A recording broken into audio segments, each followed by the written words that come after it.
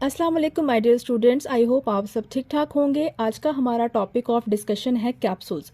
Capsules का topic हमारे pharmaceutics 1 के अंदर मौजूद है। कैप्सूल्स बेसिकली हमारी सॉलिड डोजेज फॉर्म होते हैं जिसके अंदर मेडिकेशंस मौजूद होती हैं। ये मेरे पास कुछ कैप्सूल्स मौजूद हैं। नेक्स्ट हम इनकी डिटेल्स पढ़ेंगे कि इसके अंदर किस तरह की मेडिकेशंस होती हैं और इनको हम किस किस पर्पज़ के लिए इस्तेमाल करते हैं। सबसे पहले बात करते हैं कि what are the capsules. Capsules are unit solid dosages form. Unit का मतलब आपको पता है कि यूनिट डोजेज फॉर्म वो फॉर्म होती है दवाई की जिसको आप एक ही बार में इस्तेमाल करते हैं। यानी कि मैंने जो आपको कैप्सूल्स अभी दिखाए हैं इन सब को आपने एक बार इस्तेमाल करना है। इस तरह से नहीं है कि आप आधा कैप्सूल खाएंगे और आधा आप उसको सेव कर लेंगे, इस तरह से नहीं होता। हमेशा इसको यूनिट डोजेज फॉर्म या सिंगल जो डोज है उसके तौर पर इस्तेमाल किया जाता है। कैप्सूल के अंदर ड्रग जो है वो भरी हुई होती है इन अ जेलेटिन शेल। ये जो आपको शेल नज़र आ रहा है, बेसिकली ये जो आपको नज़र आ रहे हैं ये मेडिकेशन नहीं है। ये जो बाहर की कवरिंग है ये शेल्स हैं, मुख्तलिफ तरह के शेल्स हैं और इन शेल्स के अंदर आपके पास मेडिकेशन मौजूद होती है। और ये शेल किस चीज़ के बने हुए होते हैं? ये शेल बने हुए होते हैं जेलेटिन नामी केमिकल के। ये बड़ा इंपॉर्टेंट एमसीक्यू है कि कैप्सूल्स के शेल किस चीज़ के बने होते हैं। आप दुनिया में कहीं पे भी जाके कैप्सूल्स खरीदेंगे तो उनके शेल जो हैं वो जेलेटिन के बने होंगे। अब मेन चीज़ आती है कि जेलेटिन क्या चीज़ है। तो जेलेटिन एक हमारी बॉडी के अंदर मौजूद, आप ऐसे समझें कि हमारी जो बॉडी है उसके अंदर एक प्रोटीन मौजूद होती है, that is called collagen. Collagen नामी प्रोटीन आपने बायोकेमिस्ट्री में भी पढ़ी होगी। ये एक बेसिक प्रोटीन है जो कि हमारे कनेक्टिव टिश्यूज़ और हमारी बोन्स के ऊपर एक कवरिंग होती है और हमारी बोन्स को और हमारे कनेक्टिव टिश्यूज़ को ये प्रोटेक्ट करती है। कोलेजन का बेसिक फंक्शन ये होता है कि ये प्रोटीन हमारी बॉडी का स्ट्रक्चर और फंक्शन डेवलप करती है, हमारी बॉडी को साख्त देती है, शेप देती है। जब हमारी बॉडी की इस कोलेजन की हाइड्रोलिसिस की जाती है, वाटर की मौजूदगी में इस पे केमिकल रिएक्शन किया जाता है तो इससे एक प्रोडक्ट हासिल होता है, दैट इज कॉल्ड जेलेटिन। तो बेसिकली जो कैप्सूल्स आपको मार्केट के अंदर मिलते हैं वो जानवरों की बॉडी में मौजूद हड्डियों के ऊपर जो कोलेजन होती है उसको निकाला जाता है। उस कोलेजन की हाइड्रोलिसिस की जाती है और उसके बाद उसको जेलेटिन नामी केमिकल के अंदर कन्वर्ट किया जाता है और फिर इस जेलेटिन नामी केमिकल के अंदर मेडिकेशन को फिल किया जाता है और हम मार्केट के अंदर उसको सेल किया जाता है। अब क्वेश्चन ये है कि वाई जेलेटिन? जेलेटिन के अलावा भी तो हम कोई और चीज़ यूज़ कर सकते हैं, तो why only gelatin is use in the capsules?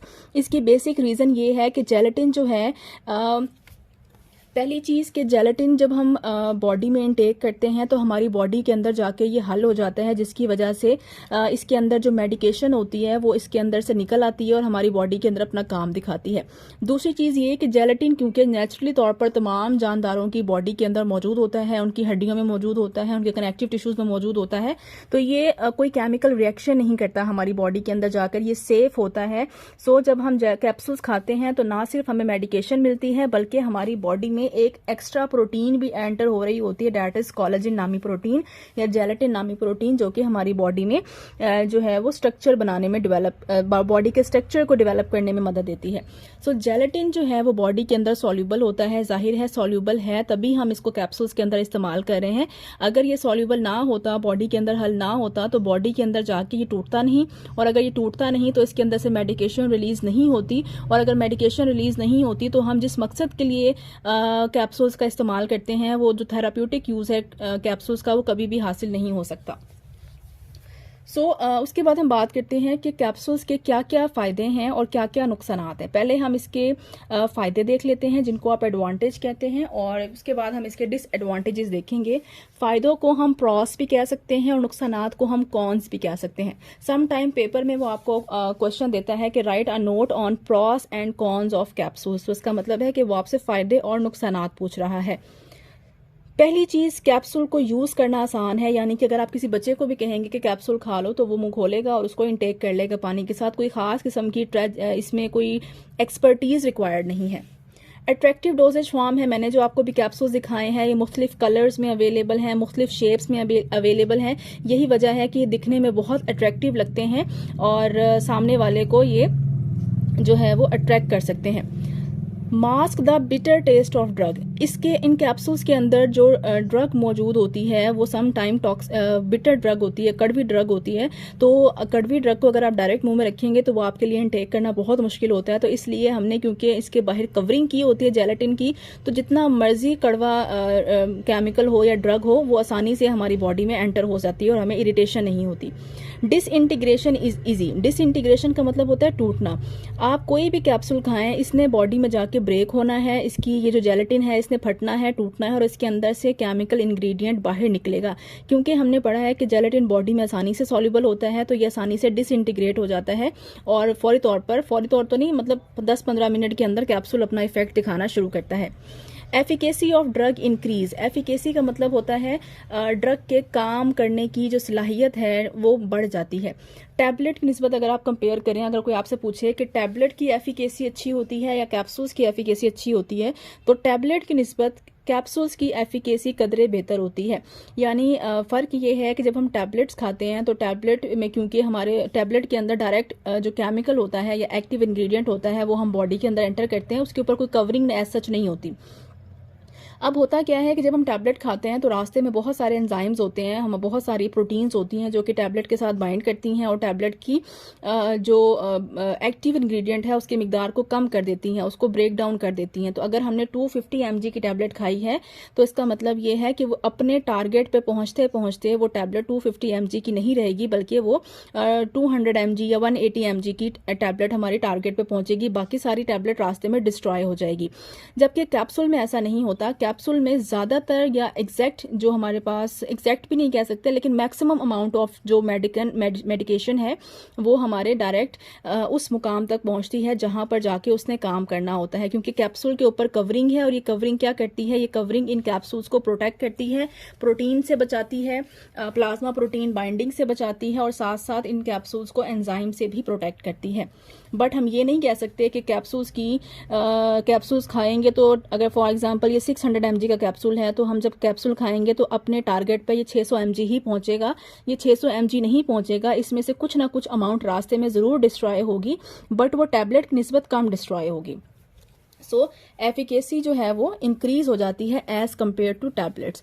इसके साथ साथ पेशेंट की कंप्लायंस हमें हासिल होती है, यानी पेशेंट को कहा जाए कि आप कैप्सूल्स खा लें बजाय इसके कि आपको इंजेक्शन लगे, तो वो आसानी से इस पे मान जाते हैं।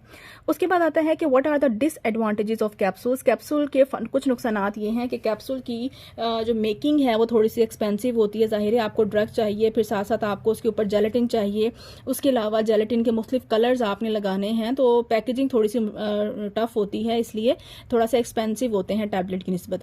Can not be use for the alcoholic preparation. अगर आपके पास कोई ऐसा केमिकल मौजूद है, कोई ऐसी ड्रग मौजूद है जिसके अंदर अल्कोहल की मिकदार मौजूद होती है, तो उन अल्कोहल कंटेनिंग केमिकल्स को, अल्कोहल कंटेनिंग फार्मास्यूटिकल इंग्रेडिएंट्स को हम कैप्सूल्स के अंदर नहीं भर सकते, क्योंकि जेलेटिन जो है वो अल्कोहल के साथ केमिकल रिएक्शन करने की सलाहियत रखता है। Bigger size than tablets. अगर हम साइज कंपेयर करें तो टैबलेट्स निस्बत कैप्सूल का साइज थोड़ा सा बड़ा होता है। Manufacturing is difficult. मैन्युफैक्चरिंग इसकी मुश्किल होती है। मैन्युफैक्चरिंग इसलिए मुश्किल है क्योंकि पहले आपने ड्रग को प्रॉपर उसमें बाइंडर्स और सब चीज़ें ऐड करनी है, उसके बाद आपने उसको फिल करना है एक प्रॉपर शेप के कैप्सूल में, तो थोड़ा सा टाइम कंज्यूमिंग प्रोसेस होता है। Can not be use for the hygroscopic preparation. Hygroscopic preparations वो प्रिपरेशंस होती हैं जो कि वाटर को एब्जॉर्ब करने की सलाहियत रखती हैं। ऐसे केमिकल जो वाटर को एब्जॉर्ब करने की सलाहियत रखते हैं, उन केमिकल्स को हम कैप्सूल्स के अंदर फिल नहीं कर सकते। Onset of action is delayed. Onset का मतलब होता है काम करने का आगाज, कि कैप्सूल कब बॉडी में जाके अपना काम शुरू करता है, दैट इज कॉल्ड ऑनसेट। जितनी भी ओरल मेडिकेशंस हैं, चाहे वो टैबलेट्स हैं, कैप्सूल्स हैं, आपके सीरप्स हैं, एलिक्सर्स हैं, इमल्शंस हैं, सस्पेंशन है, जो जो आपकी ओरल मेडिकेशंस आती हैं, आप याद रखेंगे उनका नुकसान ये है कि उनका ऑनसेट ऑफ एक्शन डिले होता है, यानी कि फौरन खाने के बाद वो आपकी बॉडी में अपना इफेक्ट नहीं दिखाते। उनको अपना इफेक्ट दिखाने में मिनट्स का टाइम लगता है, किसी को 15 मिनट, किसी को 20 मिनट, किसी को 30 मिनट का टाइम लगता है। तो ये जो डिसएडवांटेज है वो आप सबके अंदर लिख सकते हैं। इसके साथ साथ आप यहाँ पे ये भी ऐड कर सकते हैं कि जितनी भी आपकी ओरल मेडिकेशंस हैं उनकी बायो अवेलेबिलिटी 100% नहीं होती। बायो अवेलेबिलिटी का मतलब ये होता है कि आपने कितनी ड्रग की डोज खाई है और कितनी मिकदार आपके एग्जैक्ट टारगेट पे पहुंची है। जैसा कि मैंने आपको बताया था कि अगर आप टैबलेट्स खा रहे हैं, कैप्सूल खा रहे हैं, दोनों आपने 250 mg का खाया है, तो 250 mg आपकी एग्जैक्ट पॉइंट पर नहीं पहुंचेगी बॉडी में। रास्ते में बहुत सारी मेडिकेशन डिस्ट्रॉय हो जाती है। किसकी वजह से? एंजाइम्स की मौजूदगी की वजह से, या कुछ ड्रग ऐसी होती है जो प्लाज्मा प्रोटीन के साथ बाइंड हो जाती है। जो ड्रग प्लाज्मा प्रोटीन के साथ बाइंड हो जाती है वो इनएक्टिवेट हो जाती है, तो बाकी जितनी बचेगी 200 बचे, 180 बचे, वो जाके हमारे एग्जैक्ट मुकाम पे पहुंचती है। इसलिए जो अवेलेबिलिटी होती है at the point of use, जिस जगह पे ड्रग ने इस्तेमाल होना होता है वहां पे ड्रग की अवेलेबिलिटी 100% नहीं होती, वो हमेशा कम होती है। नेक्स्ट हम आ जाते हैं टाइप्स ऑफ कैप्सूल के। कैप्सूल्स कितने इकसाम के होते हैं? तो हमारे पास दो तरह के कैप्सूल्स होते हैं और वो कैप्सूल्स बेसिकली जेलेटिन की बेस पर होते हैं। एक को आप कहते हैं सॉफ्ट जेलेटिन कैप्सूल्स, दूसरे को आप कहते हैं हार्ड जेलेटिन कैप्सूल्स। ये जो 3 कैप्सूल्स आपको दिखाई दे रहे हैं ये सॉफ्ट जेलेटिन कैप्सूल्स हैं। इनको सॉफ्ट क्यों कहा जाता है? कि अगर मैं इसको प्रेस करूं तो ये आसानी से प्रेस होने की सलाहियत रखते हैं। ठीक है, ये वाला भी, ये भी जो है वो प्रेस हो सकता है, और इसी तरह से जो ये वाला कैप्सूल है इसके अंदर भी प्रेस होने की कैपेसिटी जो है वो मौजूद है। सो ऐसे कैप्सूल्स जिनको आप प्रेस कर सकते हैं, और अगर आप गौर करें तो इसके अंदर जो मौजूद है प्रिपरेशन, वो ऑयली प्रिपरेशन मौजूद है। तो ये चीज़ आपने याद रखनी है कि जितने भी आपके पास सॉफ्ट जेलेटिन कैप्सूल्स होंगे, वो एक तो ये कि वो आपके पास प्रेस हो सकते हैं, दूसरा ये कि इनके अंदर जो हमने ड्रग फिल करनी होती है वो किस हालत में होनी चाहिए? वो ऑयली प्रिपरेशन होनी चाहिए। So these are use for the oily preparation. जो भी ऑयली प्रोडक्ट्स होते हैं, केमिकल्स हैं, उनको हम सॉफ्ट जेलेटिन कैप्सूल्स के अंदर फिल करते हैं। They have elasticity. इलास्टिसिटी मतलब होता है खिंचने की सलाहियत होती है। क्यों? क्योंकि इनके अंदर ये जो हमारे पास कैप्सूल है इसका जो हमने कवर बनाया है, मैंने आपसे कहा था ये जेलेटिन का होता है। इस जेलेटिन के कवर के साथ इसके अंदर इस जेलेटिन को सॉफ्ट करने के लिए इसमें ग्लिसरीन या सॉर्बिटोल नामी केमिकल जो है वो ऐड किया जाता है।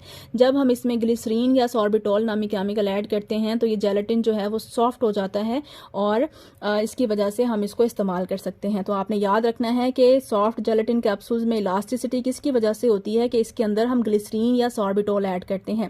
इनकी शेप्स क्या क्या हो सकती हैं? ये ओवल भी हो सकते हैं, जैसे कि आपको ये नजर आ रहा है, बेसवी शक्ल का, अंडे की शक्ल का हो सकता है, राउंड भी हो सकते हैं, एंड ट्यूब दोनों ट्यूब्स नुमा आपके पास कैप्सूल हैं। ये आपके पास ओवल कैप्सूल है, राउंड मेरे पास इस टाइम अवेलेबल नहीं था। ये एग्जाम्पल मैंने आपको लिखी है इवियन कैप्सूल। ये दोनों जो कैप्सूल्स हैं, ये रेड और येलो, ये इवियन के कैप्सूल्स हैं जिसके अंदर विटामिन ई मौजूद होता है। विटामिन ई जो है इसके अंदर भी मौजूद है, इसके अंदर भी मौजूद है, दोनों के अंदर विटामिन ई है, बस डोज का डिफरेंस है। ये छोटा है और ये बड़ा कैप्सूल है। इसके अंदर 400 mg विटामिन ई मौजूद है, इसके अंदर 600 mg विटामिन ई जो है वो मौजूद है। आप अपनी डोज के मुताबिक उसको यूज कर सकते हैं। जबकि ये जो कैप्सूल है इसके अंदर वाइटनिंग सोल्यूशन मौजूद होता है, जो मोस्टली हम क्रीम्स के अंदर जो लोग इस्तेमाल करते हैं, स्किन पॉलिशेस के अंदर इसको इस्तेमाल किया जाता है। इसके अंदर वाइटनिंग इफेक्ट होता है और ये मार्केट में आपको वाइटनिंग कैप्सूल्स के नाम से मिल जाता है। फिर आते हैं आपके पास हार्ड जेलेटिन कैप्सूल। इसको अगर हम खोलें तो इसके अंदर से आपको व्हाइट कलर का एक लिक्विड सा नजर आता है। देन आता है, मैं आपको एक कैप्सूल जो है वो खोल के भी दिखा देती हूँ।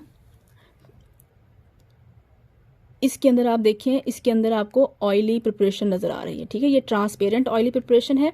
जबकि अगर मैं आपको दूसरा कैप्सूल खोल के दिखाऊं तो इसके अंदर जो आपको नजर आएगा वो इस तरह का एक फ्लूइड नजर आएगा। ठीक है, तो दोनों में अगर आप गौर करें तो प्रिपरेशन जो है वो ऑयली नेचर की है। जो नेक्स्ट कैप्सूल हमें नजर आता है वो है आपके पास हार्ड जेलेटिन कैप्सूल।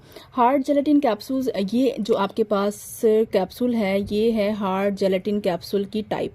इसको अगर प्रेस करें ना तो ये प्रेस नहीं होता। वजह ये है कि इसके अंदर प्योर जेलेटिन मौजूद है। इसके अंदर किसी किस्म का कोई भी ग्लिसरीन या सॉर्बिटोल ऐड नहीं किया हुआ। और ये जो है इसको अगर मैं आपको खोल के दिखाऊं तो इसके अंदर ये जो आपको मेजर पार्ट, ब्लू पार्ट नजर आ रहा है, ये ज्यादा चौड़ा है और जो व्हाइट पार्ट है वो कम चौड़ा है। जो ब्लू पार्ट है इसको आप कैप कहते हैं और ये जो व्हाइट पार्ट है इसको आप बॉडी कहते हैं। ठीक है, कैप्सूल्स कैसे बनाए जाते हैं कि कैप को बॉडी के ऊपर फिक्स किया हुआ होता है। ठीक हो गया। इस कैप्सूल के अंदर क्या चीज मौजूद है? इस कैप्सूल के अंदर हमारे पास ये ग्रेन्यूल्स मौजूद हैं। ये ग्रेन्यूल्स बेसिकली एक्टिव सॉल्ट हैं या एक्टिव इंग्रेडिएंट हैं जिसको हम एज अ मेडिसिन इस्तेमाल करते हैं। These are the granules. कुछ कैप्सूल्स ऐसे होते हैं जिनके अंदर पाउडर होते हैं, कुछ कैप्सूल्स ऐसे होते हैं जिनके अंदर ग्रेन्यूल्स मौजूद होते हैं। सो आप याद रखेंगे कि जो हार्ड जेलेटिन कैप्सूल्स हैं इनको हम पाउडर या ग्रेन्यूल्स को जो है वो भरने के लिए इस्तेमाल करते हैं। इसके ऊपर एक बॉडी होती है जो बड़ी साइज की है, लंबी है, उसको आप बॉडी कहते हैं। दिस इज द बॉडी, ठीक है। और जो आपके पास छोटे साइज का होता है उसको आप कैप कहते हैं। इस तरह से कैप को बॉडी के ऊपर फिक्स करके आपको कैप्सूल्स दिए जाते हैं, ठीक हो गया। इलास्टिसिटी इसके अंदर मौजूद नहीं होती और इसकी शेप जो है वो सिलेंड्रिकल होती है। सिलेंड्रिकल मीन बिल्कुल स्ट्रेट ट्यूब नुमा स्ट्रक्चर्स होते हैं। फिर आ जाता है साइजेस ऑफ कैप्सूल्स। कैप्सूल्स के मुख्तलिफ साइज होते हैं। साइज 000, 000, ये टोटल 8 साइज है। 1 2 3 4 5 6 7 8। इसको 6 7 8 नहीं कहते, इसको आप 00 के नाम से पढ़ते हैं। अब आप याद ही रखेंगे कि जिस कैप्सूल का साइज 000 होगा वो साइज में सबसे बड़ा होगा। फॉर एग्जाम्पल मेरे पास ये 3 कैप्सूल्स हैं, इसमें से इसका जो साइज है वो होगा 000 क्योंकि ये सबसे बड़ा साइज है और इसमें सबसे ज़्यादा डोज आएगी। 00 का मतलब है कि उससे छोटा साइज, और जिसमें 0 होगा उसका मतलब है कि उससे छोटा साइज। 1 का मतलब होता है उससे छोटा साइज, और इसी तरह से 2 का मतलब है उससे छोटा साइज। 3 का मतलब है उससे जितना जितना आप आगे की तरफ बढ़ते जाएंगे कैप्सूल्स का साइज जो है वो छोटा होता जाएगा। सो आपसे पूछ सकते हैं कि which of the following size of capsule has a maximum dose, 000, 00, 0 या 1। तो आपने बताना है 000 में सबसे ज्यादा डोज होती है, और कौन सा साइज ऐसा है जिसमें सबसे कम डोज होती है, तो वो आपके पास है 5th साइज, ठीक हो गया। तो ये था जी आपका टॉपिक कैप्सूल्स का। आई होप आपको समझ आया होगा, आपने लेक्चर को एंजॉय किया होगा। वीडियो पसंद आई है तो प्लीज वीडियो को लाइक करें, चैनल को सब्सक्राइब करें। Thank you so much. Allah Hafiz.